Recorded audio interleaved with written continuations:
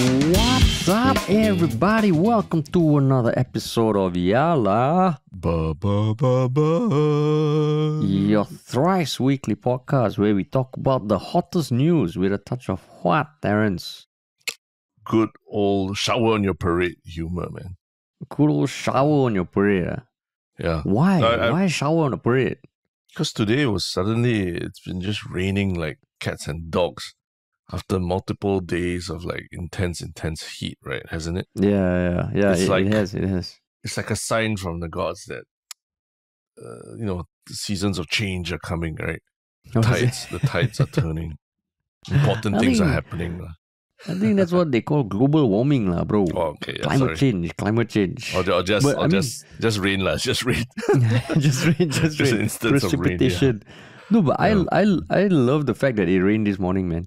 And I mean, just so happened also that yesterday I missed watering my plants, my weekly plant watering. So I was like, okay, it's been so hot. Let me water them today. Water them, give them a good dose of hydration, and then it just started raining. So I mean, they're not in direct rain, but you know when it's hot, you can almost feel how thirsty the plants get. Yeah, that's right. So much needed nourishment for the soul. Yeah, for the soul. I thought you were going to say for the plants. Why, Terence, your soul also nourished, is it, from the rain? Of course. Yeah, like you, like that. We're not that special. I think a lot of people enjoy the rain a lot more than the sun in Singapore, the sweltering heat. So, actually, you'll be surprised, man. I've met more than the fair share of people who don't like this weather and prefer sunny weather. Yeah. No, I just find it funny how you always bring it up like it's like you're very unique at it when you say, no, I'm the kind that loves the rain. I'm like, isn't that like every 5-year-old kid or 2-year-old What kid? did I say on this podcast that made you feel that, Terence? Huh? Don't read too much into this. What did I say? The fact that I just talked about the rain, immediately I was like, I love the rain, like it's like trying to say like, no, Terence, you're wrong for complaining. But I'm not complaining about it. I'm really saying that it's very good. I know you love the rain also. I love it. Yeah. Just that the way you say it, I'm always like, huh? Very special, man. You just like the rain. That's it. What? Like every other person. No, maybe running in the rain. Running in the rain, they want a bit more special. Okay, right? Be special. Yeah. Okay. I always need to be special. Special. Humble brag there. Yeah, Harish goes jogging when it's raining, right? Is that the humble brag? It's one of the nice times to go for a jog. Okay. Yeah. You want to add in your how you stayed 85 hours? No. Subaru challenge. Let's pass that. Let's skip that. Okay, Terence. Let us skip that. Yeah. Sure. Yeah. Yes. Because we got a few interesting things to talk about today. Which we will get to. Yes. One of which involves yours truly, Terence and Harish. Which we will get to. But before that, is there something you want to plug, Terence? I think we've been teasing it for a while, but now we're finally ready. We're ready to show the world what we've done. And what are we showing the world, Harish? It is the TV series we made 3 years ago. She's a Terrorist and I Love Her. We haven't been able to show it for a long time because the company we made it for liquidated in March 2020 and caused a lot of stress for Terence and I. But today, if you by the time you're listening to this, the first 2 episodes we have just put it up on our YouTube channel. And because we want to get it out to the world, and that is also the second topic that we're going to talk about because we haven't been able to show it up till now. But yeah, just go check it out. There was an article on Tech in Asia published today, which we will talk about, and hopefully a few more articles coming up this week. A lot of sharing on social media. But for now, if you just want to check out the first 2 episodes, it's on our YouTube channel. Can you believe it? Our Ministry of Funny YouTube channel. Yeah, correct. Our Ministry of Funny YouTube channel. The link in the show notes. Yep. But yes. Sweet. Yeah. So we it's not just us that's had a tough time this whole period. I think there's a whole other group of people who are having a very tough period now, which is employees who are being laid off from the tech sector, right? And that's where our first topic is coming from. Because as much as it might seem something very trivial, I think it's something quite debatable as well, right? The ethics of what this person did. Yeah, and correct. What are we talking about actually? A TikTok video that was published on Thursday, March 23rd, last week, an individual who goes by the name of Larry Lee posted a video where he showed himself kind of consolidating food items from his company's pantry as a final thing to do before he left the office, like, because he just got laid off. Yeah. So he called it like a final office snack run. And I mean, his office snacks are pretty legit. So he just showed it. I think at this point, it already has a few 100,000 views. And then it became a thing that people were debating. Like, oh, is it right? Because I think everyone has gotten used to the idea that there are companies, maybe it's your own company, where the pantries are fucking insane. Of course, the higher echelons are companies like Google, where I remember once we went to the Google office and there were like 6 types of granola in the pantry. Normally, if you have granola already, it's a bonus, but there were 6 types. There was matcha granola, wild berry granola. Yeah, so he just went on. He made a video like that. So the internet is split.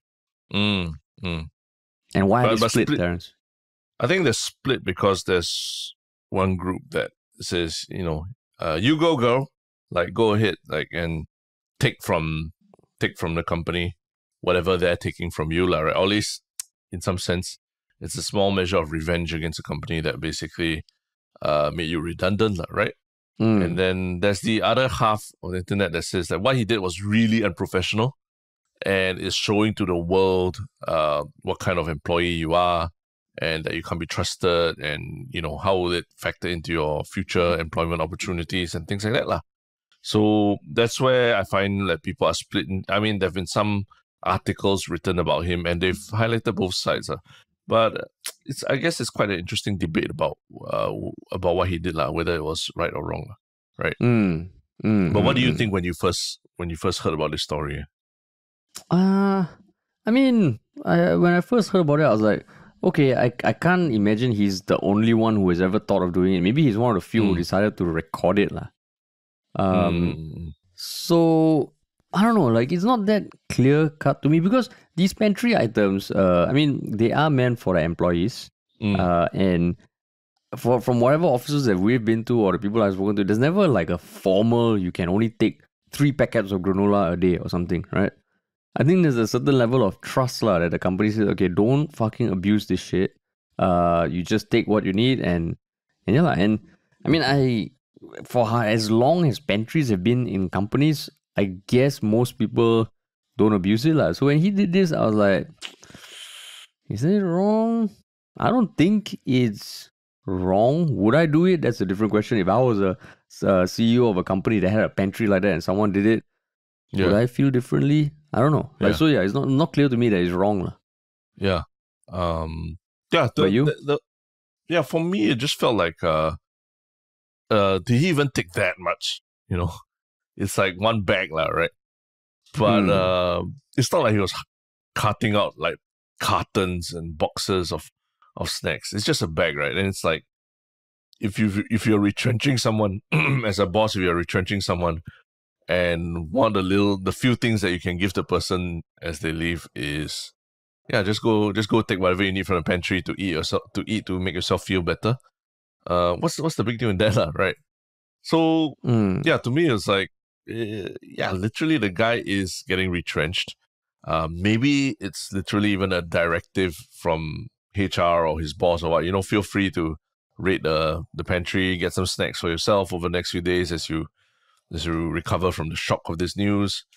So who knows? I mean, all you watch was a TikTok video, and the guy saying that he was raiding the pantry on his own accord, right? His last office pantry run, and basically almost, and then with the music and everything, that sneaky music, making it sound like almost it's like a disallowed thing that he was doing, right?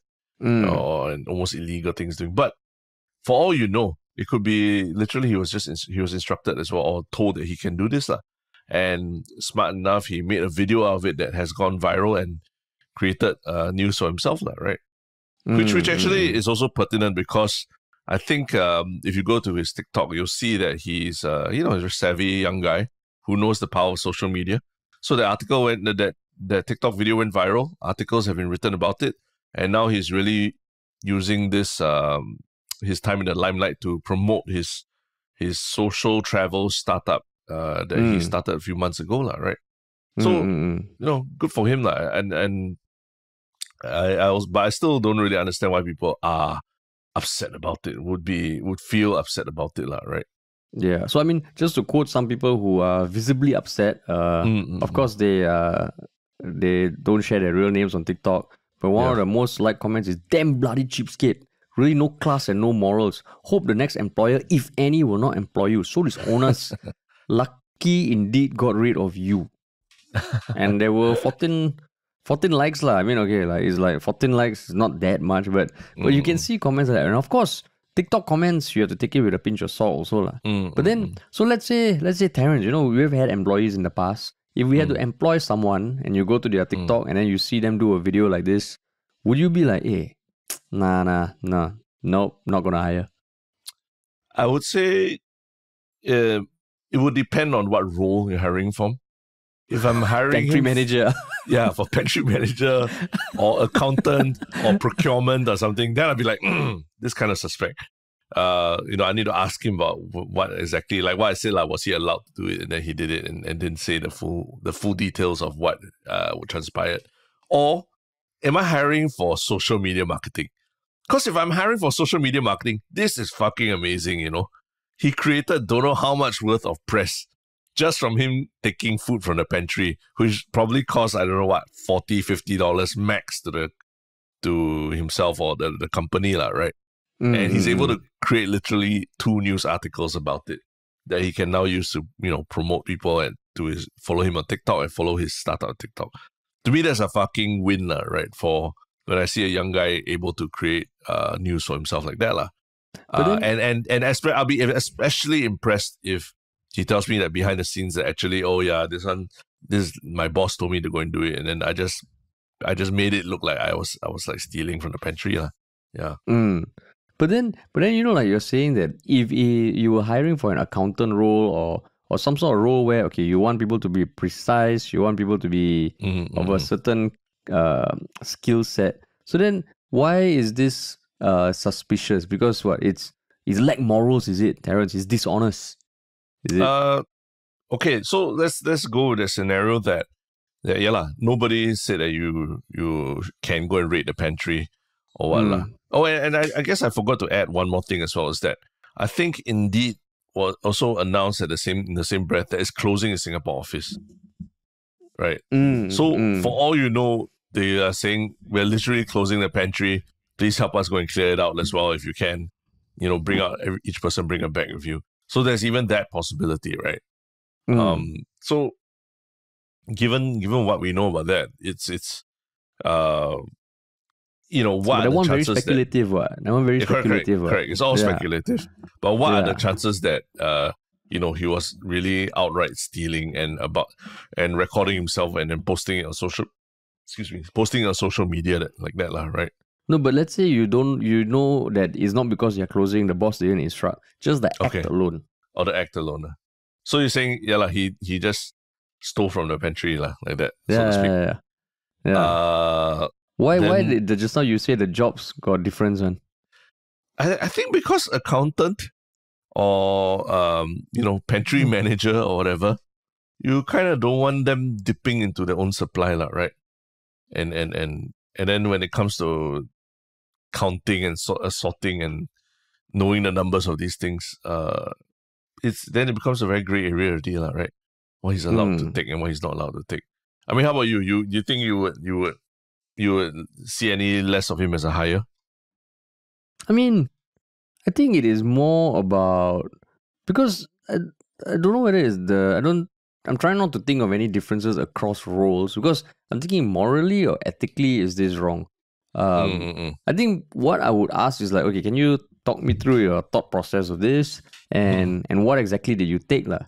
And if there's not that much transparency about what he was thinking, why he did it, or how much he took, then I would be like, okay, that's a little suspect. Because like in corporate world, right, which might be a part of the second story, there's a lot of stuff that happens behind the scenes, right? In the background where people put on a front, oh, they're good and all, but you never know what happens in the background. In this case, he's not even hiding. No.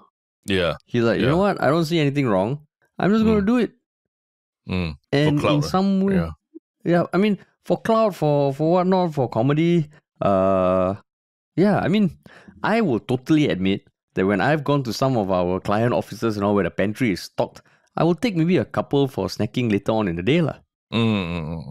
Yeah, of course, I don't rate the whole thing, but I mean, some of that fucking granola bars are dope, you know. So I will take some. I won't rate it. And even this case, like what you say, he didn't rate it. He didn't go with a shopping cart or something, right? If he was doing it on a day-to-day basis, then I would feel like, okay lah, that one a bit weird lah. Yeah. No, that's true. Like, I guess knowing how much it takes on a day-to-day basis, that's might actually help you with your decision. Maybe this was an old video he recorded last time on one of his mini hauls. Yeah. So you're the type that would want to have a security camera pointed at a pantry to try and kind of see what everyone's thinking day to day. No, not at all. Not at all, man. I would say, yeah lah. Like it's you kind of got to even as an office manager or whatever like that. You kind of got to exercise a bit of discretion, or not discretion. Exercise a bit of flexibility, lah. Right? When you make a decision about whether to confront a person, like is his act of taking from the pantry depriving a lot of people or the other people of a lot of snacks, lah, right? Like him taking, say, all the Hello Panda. He eats nothing but Hello Panda. He takes all the Hello Panda. Does that make him does it make it a worse act than just taking a little bit of every snack, lah, right? Also filling up the same bag. To me, yes, because you are depriving the rest of your colleagues from one particular snack, lah, right? So in that case, if I was the manager, I'd be like, hey, put that Hello Panda back. Got no compassion, lah. You never think about the other Hello Panda lovers, is it? Exactly. But if you're taking a little bit of everything and there's still some left and he's not depriving other people of doing their own raids in the pantry, then what employee morale and all that is worth more, lah, right? Yeah. So I mean, I think the more we talk about it, I'm like, okay lah, like I can't imagine the company going after him and saying, yo, you took this, you need to give it back to us. Because I mean, he did get laid off, right? Because that also changes the dynamic a bit. If someone voluntarily resign, say fuck you all and all, and then raid the pantry, right? Then it's like there's a bit of like jerk move, lah, right? Jerk move. Where this guy got laid off, then it's almost okay lah, like but the question is, would you do that or not, Terence? Would I raid the pantry? Yeah. Possibly in my younger days when I loved eating those kinds of snacks, lah, right? But over time, I've come to realize, like,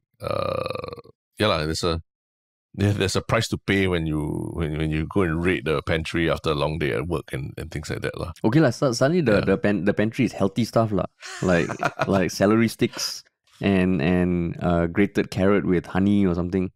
I think I won't bring it out of the pantry, lah. I'll just eat it all right there as much as I can. I'll go in hungry and eat as much as I can in one go. You like squirrel up, use it, you stuff it all in your mouth and then you walk out. Is it? Yeah, then I walk out. Yeah. Thus, to me, it's more about it's more of that experience of, being in the office with friends or your colleagues or what, and sharing stuff with them that is more important than, a few snacks that you take from the pantry and all lah. Those why you go eat at home and feel depressed for yourself. No point. And then eat snacks that are bought by the company that laid you off as well. Also puts a bad taste in your mouth, right? But I would love to see like some sort of study that that tries to look at how much people take from the pantry in companies across different countries, lah. Because I don't know whether in Singapore I can imagine more people feeling like, I shouldn't take it, so I'm not going to take it. Whereas other countries is like, yo man, the world is your oyster. If this is there, if is every man for himself, you don't take that granola bar, I'm going to fucking take it. Yeah. I don't know whether that factors in, lah. Because I mean, I still meet some of my friends who say they don't jaywalk, lah. And I'm like, really? You don't jaywalk? How can you not jaywalk? Like don't walk when the traffic man is red. Yeah lah. So yeah, I think we discussed it before, but yeah, it kind of for me, it kind of depends on circumstance, lah, right? So like for me, a big thing is if I'm walking my dogs or something, I don't jaywalk because I don't want people to overall think that people who have dogs are very inconsiderate and things like that. So it kind of depends. Again, you got to look at the larger context of how it's affecting the people around you before you judge. But I guess the other thing is if indeed had wanted to pursue it, I guess they could, right? But then you ask the question. Could they? No, they could, but you'll be asking a question if they have money to go and hire lawyers to go and chase after someone who stole food. Just hire him, yeah. Just pay his salary. Yeah. Don't even know whether they legally can have a case against him because he didn't steal. What is part of employee perk? What? Correct. That's true. Right. It's also employee perk. Yeah. Yeah. So I mean, I guess it's nice that we are not debating, why did this person take money from this company or embezzle shit? It is really just like Nissin Cup Noodles and snacks and Hello Panda. Yeah. That's the corporate white collar shenanigans that people get up to in Singapore. Yeah. Oh man. But yeah, I mean, kudos to, what do you call it? Kudos to the guy himself. Yeah, kudos to him for generating buzz for himself and his travel startup and everything, I think if anything, that's what he probably needs the most at this point, more than any snacks, right? Yeah. A bit more buzz, a bit more publicity around the work that he's doing after Indeed. Yeah. So, why shit on him? Why rain on his parade? As we said, why rain on his parade? But I think he really maximizing the TikTok game. He even recorded a video of his mom reacting to him telling her that he got laid off. Yeah. So yeah, there's something about the new generation, I think, where we as slightly older millennials and all, we will never understand the level to which for them recording their experiences and sharing with friends is just part and parcel of how they communicate with each other. Yeah. And it might seem crazy to us, but it's just normal to them. Yeah, man. Cool. So that was a light topic to start the week. I guess last week it was quite heavy, right? There was Parliament, there was TikTok CEO and all. Yeah. Yeah. I mean, this week it was a lighter topic, but also somewhat related to this whole issue of when you get, when you feel like you've been aggrieved by a big corporate entity, what is your response from there, right? What do you do from there? Do you just go and raid the pantry, or do you wait a while and do you come forward and all? And what is this piece of big news that we are discussing now? So I mean, like what we said during the plug, it is something that we have hinted at the past few years about this one TV show called She's a Terrorist and I Love Her that we made for this now defunct streaming platform called Hook, HOOQ, which liquidated literally 3 years ago to this day. 27th March 2020, they liquidated. Terrence and I found out through a press release, and it caused a fucking tough period for us business-wise, personally, and all that, because they owed us at that point, and they still owe us a shit ton of money. After making how much exactly? It's 205,000 Singapore dollars. Most of which had already been expensed to make the damn show.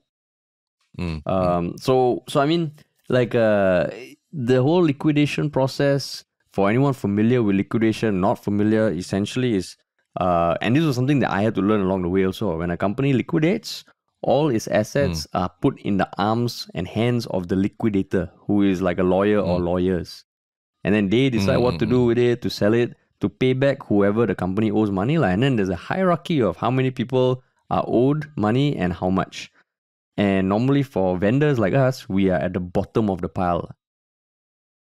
So it was a very tough period, 2020, and we couldn't show the show because the liquidation was going on. And after multiple delays, it was supposed to be ended on November 2022.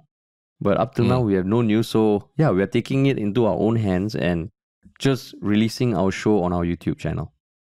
So why do you think why do you think this is the time to talk about it publicly, as opposed to a year ago, 2 years ago, 3 years ago? I mean, because like throughout this process, we have, I mean, okay, we are giving a very high level overview because there is already an article out there by Tech in Asia, which is a very reputable publication looking at the tech scene in Asia. It just dropped this morning. Hopefully, there'll be a few more articles in these coming weeks that really go into the nitty gritties of what happened. But the reason why, for me, we are talking about it now is because the liquidation process was ongoing, and we had spoken to so many people from Hook, from Singtel, who owns the majority stake in Hook, or who used to own, to even the liquidators via email, and we were just being passed around like a like just passed around like a fucking hot potato, and people would leave and tender, and then had to tell the story to the new person that we are in contact with, and at no point did we say, okay lah, we're gonna go to the press lah. Because we were good Singaporeans and wanted to play ball lah. Okay, we're like, okay, there's a process, let's just play ball. But then November 2022 came, no news from the lawyers, and that's when you and I started talking lah. And what did we talk about, Terence? Yeah, I think, yeah, to your point, we talked about really just sharing our story and showing the product to the world, right? Not even like trying to monetize from it or anything, but really like it was a labor of love for us. I think we have so many times referred to it as a creative baby, right? It was a labor of love, and we spent all that time creating that, and only for it to, and not just us. We're talking about a lot of actors and a lot of crew, a lot of post-production people who put a lot of time and effort and pulled favors and things like that to get this made lah, because they believed in what it was, what it represented, what the story was. But yeah, everything, the rug was just pulled from under everyone in that same period. In that same period when Singapore, when circuit breaker was announced, like COVID was starting to hit everyone. So it was almost like the show just never had a chance to breathe, never had a chance to come to light and show itself to the world, and even just get people to just see what we're capable of, right? And so, to me, that's the bigger part of it, is that I want people to watch it, and because of whatever legalities there are and all, yeah, we just never had the chance to in the last 3 years, and again, we are very, very in the dark about what's going on with the liquidation. So after a while, we're like, you know what? I think let's just show the world what we have, right? And not hide behind any kind of like hope that we'll be made good or something will some good Samaritan will come and want to right this ship, because I think there's been a lot of opportunities to right this ship, so to speak, from Hook's side and all, but given the fact that we were the blinders were around us literally until the liquidation was announced, where we knew nothing about the financial state of Hook and the plans that they had until the liquidation was announced, and realizing that we'd not be paid a lot of that money. I think we've given the people a lot of chances, to right the ship, but it's not happened. So let's just tell our story our own side. Yeah. And I mean, the reason why it is such a labor of love for both Terence and I and our team that was involved, and why we have hinted about it, and why even after 3 years, well, we have moved on. We have learned a lot about business. We have diversified our content. This podcast literally came out during COVID because we were getting fucked on that end. We couldn't make videos. We couldn't make TV shows. So we're like, let's just try this podcast. But the reason why it was such a very special project was because for our backstory into media, both Terence and I, we started doing like Ministry of Funny full-time 2014 lah, and that was focused on videos. We're like, we have no idea what we're doing, but we're just going to make one video a week for a year and see what happens. And thankfully that grew and it became like our business lah. But both of us had always wanted to make like TV shows. 2016, we got involved in HBO's first comedy in Asia, where we were kind of like scouted, and that was a great experience. But it still wasn't our show. So after that, we were like, hey, fuck, we can make TV shows. Why don't we try? So one of the ideas that we came up, I think it was Terence's idea, was about a guy who falls in love with a terrorist lah. So in Singapore, you can imagine whenever we pitched it, we got rejected so many times.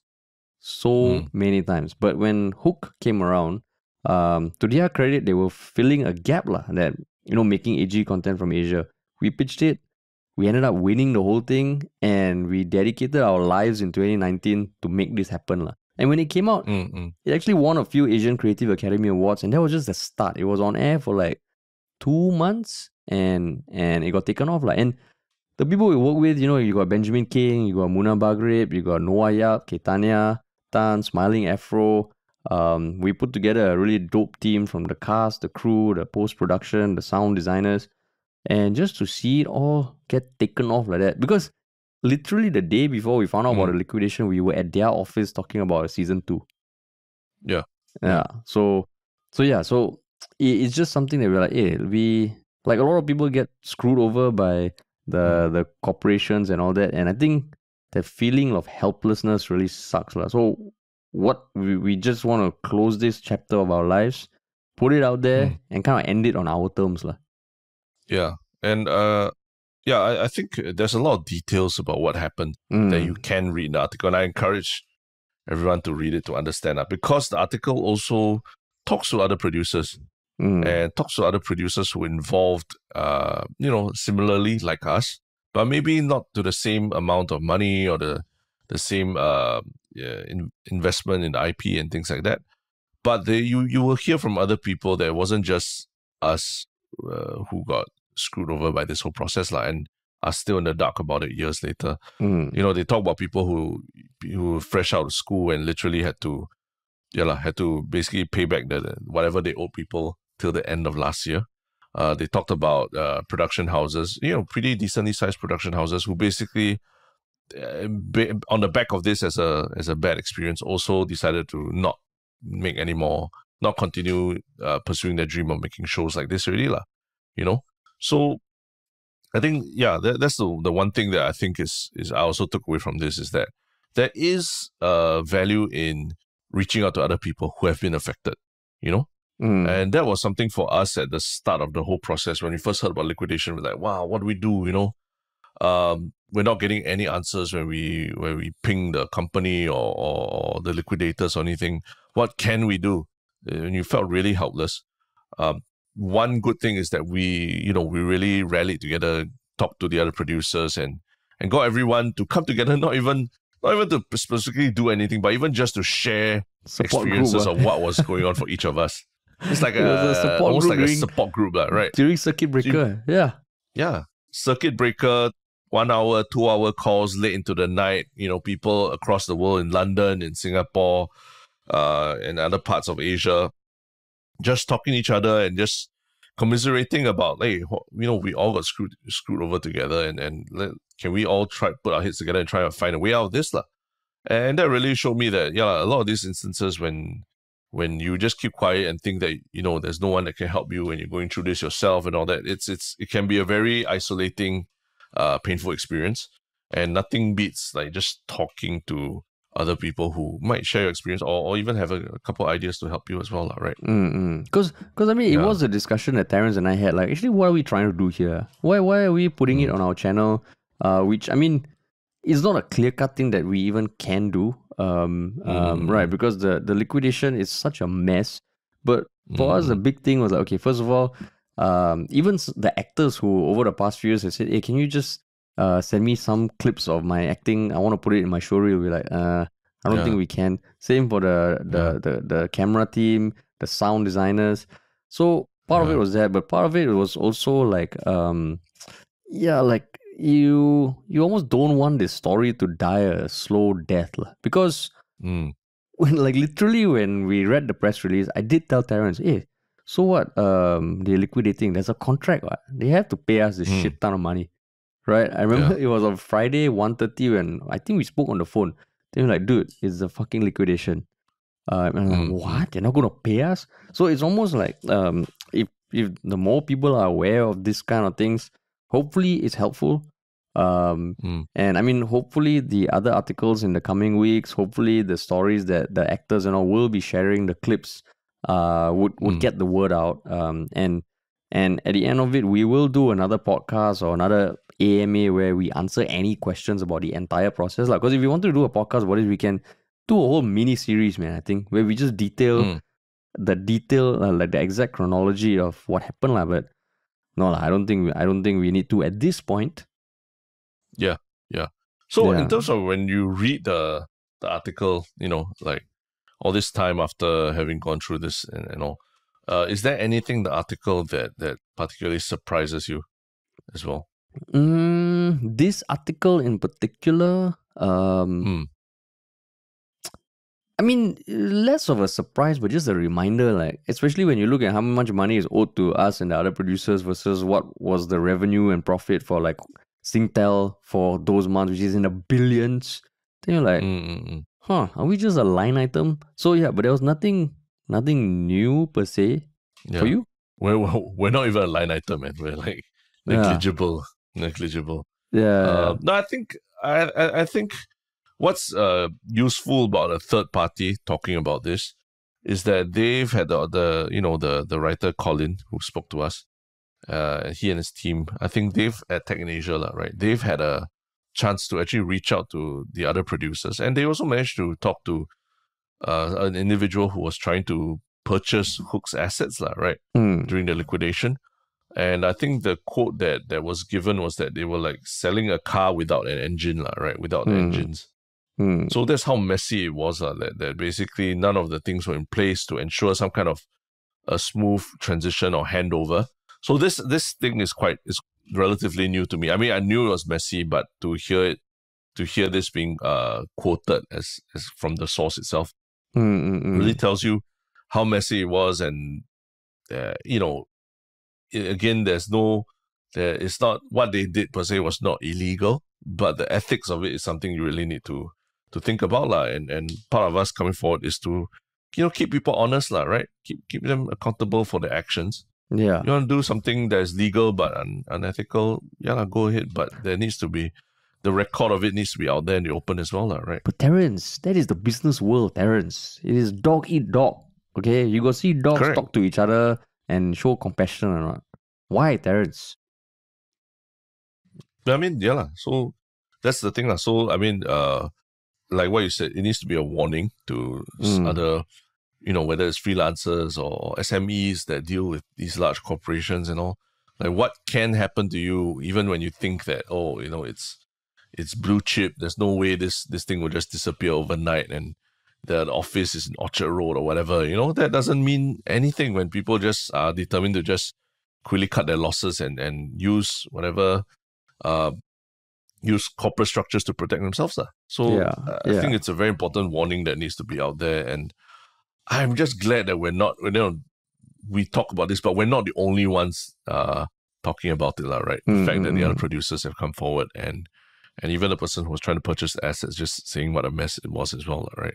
Yeah. And I mean, the thing you mentioned about the corporate structures, I think why I wish there was more articles like this when we were going through it, or even just in the work. Because, one of the things you realize when you start working is the importance of a good boss, right? They never teach you that in school. You only learn it through experience.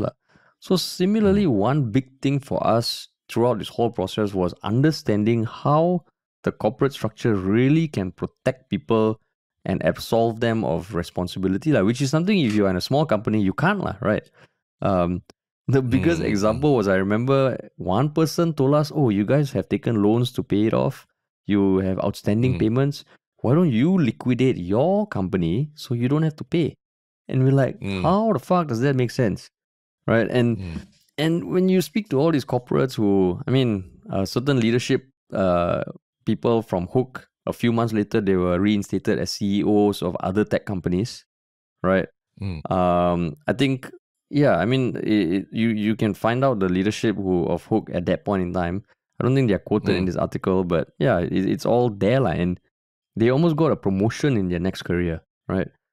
And I think looking back at my own corporate experience is one of those things that, like at work, the whole, is it really meritocratic or is it easy to just hide behind the words of like, oh, boss say one lah, board of directors say one lah, company say one. So it's just a reminder of that lah, like, whoa man, stop hiding behind these kind of things lah.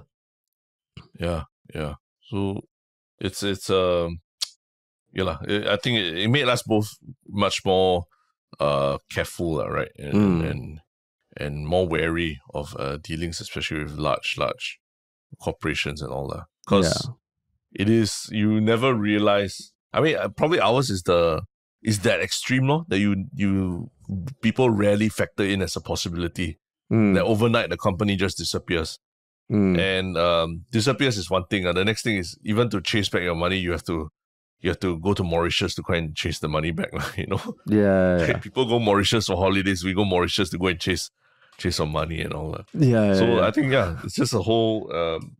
It's just something that I think serves as a very important warning to people who might be in similar situations. I think the last few years we've seen quite a bit of these companies doing this, whether it was Nice or even Robinsons when they liquidated, and a lot of times the partners, the vendors, are the first ones to get screwed, right? Exactly. And then customers are coming and raiding the store and trying to buy up everything, but the partners and vendors don't even know where the money is going to go, right? Whether it's going to go back to them or what, and they kind of had to run in and go and grab their wares back and all. So it's really a very messy situation that is afforded by this act of just throwing out hands and liquidating the company. And I mean, I know we sound like what Terrence said at the start of the podcast, we're like raining on your parade, right? Maybe Monday you wanted like an uplifting thing to raise your spirits, but actually it is a very happy thing for us that we can finally show the series. And also coming out of that, right? Like what Terrence said, we actually learned a shit ton. I mean, that's why we have this podcast, we have Folklory, we still do TV shows, because back then I think we put too many eggs in one basket. So we learned from there. And I think one big thing that in 2020, this podcast really kept us going. It was the only kind of light at that point in time where we're like, oh shit, we are creating content that seems to resonate. So if you've been listening since then, if you started listening, I don't know, last week, just the fact that you're listening to this, it really means a shit ton. And if it wasn't for this, right, I don't even know whether, because even between Terrence and I, we had to have a lot of hard conversations. Should we even keep doing this? But this podcast really kept us going. So a big thank you and shout out to all of y'all listening, and even like the friends and family who came forward to help and all. Yeah, like if you're listening, just a big shout out to all of you. Yeah. But yeah, I think, we've told people that they need to should go and check out the article.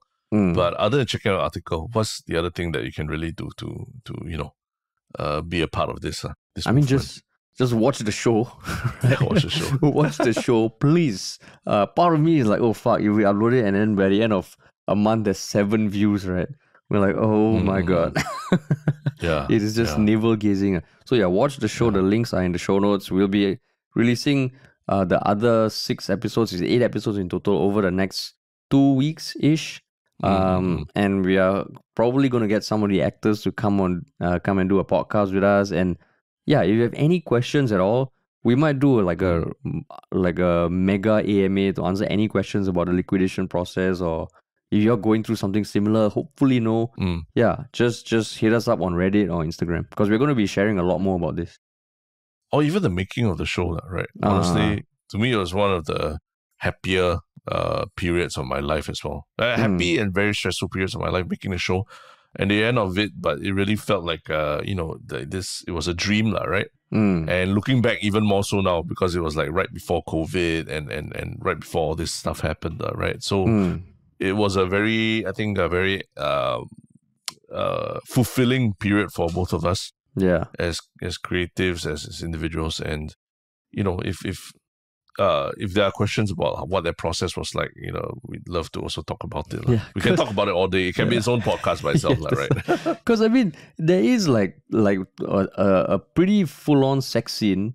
There's a scene where an actor is tied to an ex in a sex shop, where punished and tortured with sex toys. Yeah. There is. No, we filmed in Geylang. We filmed in Thai discos. Yeah. We simulated explosions in Tampines. We had a huge like ballroom suicide bombing scene as well. Yeah. And one big thing for us was, I mean, we've all seen those locally produced shows where people speak in this weird neutral accent, right? one of our proudest things is we kept people talking like they would in Singapore. So there's Singlish, there's swear words, and yeah, like it's just hopefully even if you watch a bit and get the taste of it, that would mean a lot to us, lah. It would. Yep. That's right. Cool, man. But cool. All Yeah. right. Wow. Sweet. What a big weight off our shoulders. Yeah, man. It's literally 3-year anniversary. Today is a 3-year anniversary of Hook liquidating, lah. And so that's right. yeah, cool, awesome. So shall we jump into the that one Shiok comment? Yeah. Okay. And what is your one Shiok comment?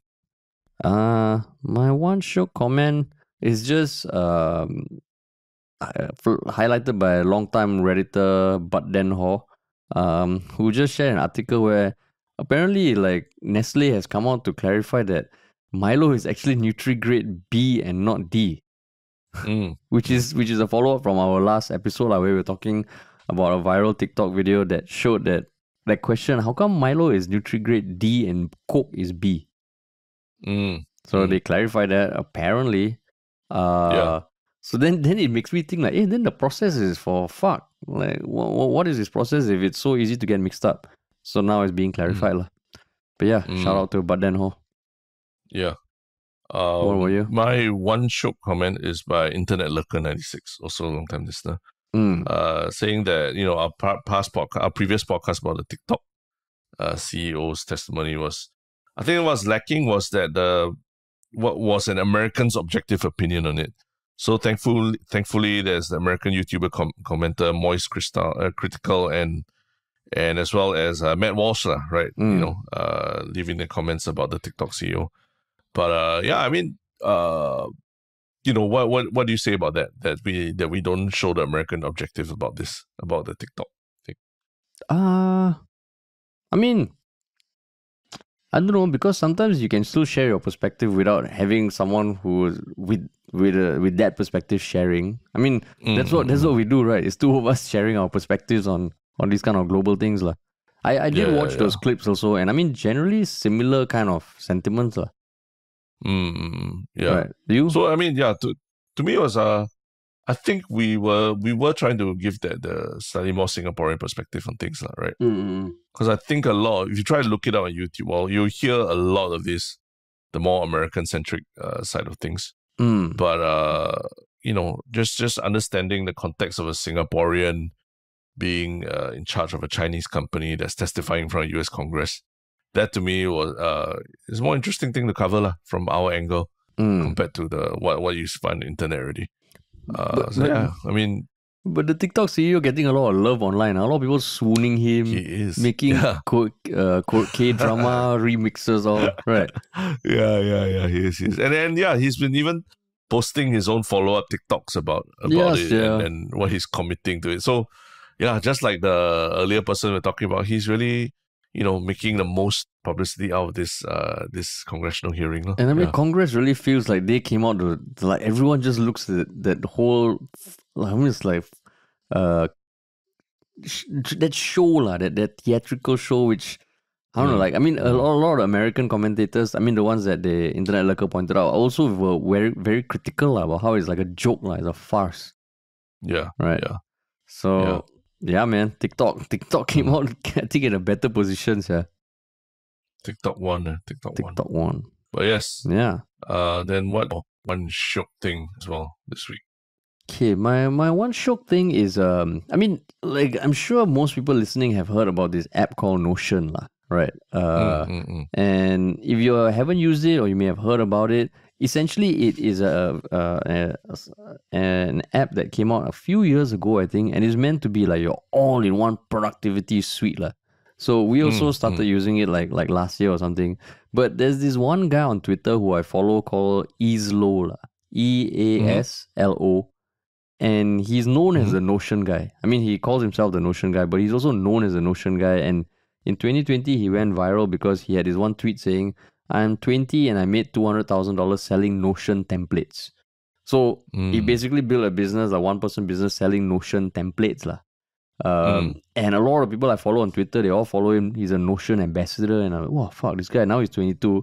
And then I clicked on his LinkedIn today, and I found out that he went to school at River Valley High, dude. He's a Singaporean Oh, dude, though. wow. Really? Yeah, he's a Singaporean dude, and he's I mean he's got like 280,000 followers on Twitter, so he never shows his face. It's an avatar. So then I was like, wow, I've been following this guy for quite a while. A lot of people that I subscribe to, that I try to learn from and all, follow this guy for Notion shit. And I'm like, wow, this guy's Singaporean, bro. Wow. Yeah. And So, how old is he now? like 22? 22. Yeah, 22. Wow. Yeah. And he's like the Pretty definition crazy. of that tech solopreneur lah. Just build a one product that a lot of people want, sell it multiple times and earn a very, very decent living lah.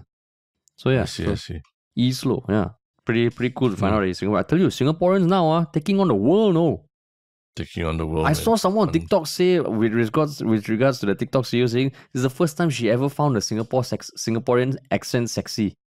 Oh, seriously? Then I'm like, his accent was not super Singaporean. You can get a bit of a hint there, but it was like a Chinese American Singaporean accent lah. Yeah, there was hints of China and as well as American and Singapore as well. So it was quite